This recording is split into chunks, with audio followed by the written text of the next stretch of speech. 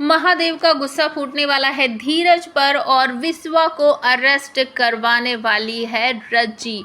महादेव काफ़ी परेशान है क्योंकि उनके घर के अंदर पुलिस खड़ी हो जाती है आकर और कहती है कि आपके बेटे के खिलाफ पुलिस कंप्लेंट दर्ज हुई है।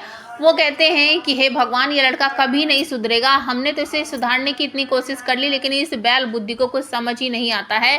ले जाइए और इसको अच्छी तरीके से कूटिए पीटिए, इसको सही रास्ते पर ले जाइए।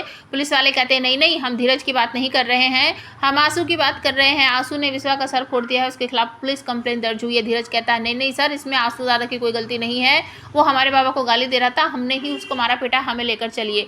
सभी घर वाले चौंक जाते हैं, सब धीरज की तरफ को भागते हैं, कोई आंसू की तरफ को भागते हैं, लेकिन पुलिस वाले आंसू को अरेस्ट करके लेकर जाते हैं और पीछे पीछे सारा परिवार भी पहुंच जाता है पुलिस स्टेशन में ही।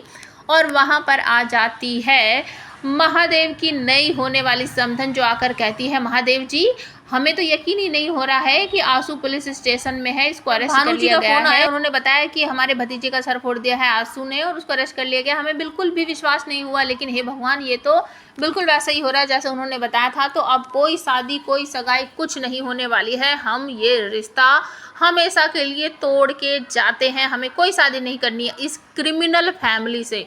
और सब लोग हताश निराश हो जाते हैं, सभी लोग घर वापस आ जाते हैं। आंसू की जो बेल है उसे करवाने की कोशिश की जा रही है। महादेव लगातार फ़ोन पर फ़ोन कर रहे हैं अपने जानकार लोगों के पास और तभी धीरज आता है वहाँ पर। कहता है बाबा आप चिंता मत कीजिए, हमारा एक दोस्त है वकील, उसने कहा है कि कुछ ना कुछ हो जाएगा। और महादेव का गुस्सा फूट पड़ता है, अपने बेटे पर जम के थप्पड़ बरसाने लगते हैं, धीरज पर थप्पड़ों की बारिश कर देते हैं। क्या करोगी तुम, क्या करोगे बताओ, क्या रास्ता दिखाया है, क्या रास्ता सुझाया है? तुम्हारी वजह से ही तो ये सब कुछ हो रहा है, जैसे तुम हो वैसे ही अब तुम्हारे भाई भी तुम्हारे नक्शे कदम पर चलने लगे हैं। हमें पता है ये सब कुछ तुमने ही किया होगा और बस इसमें फंसा आंसू गया है।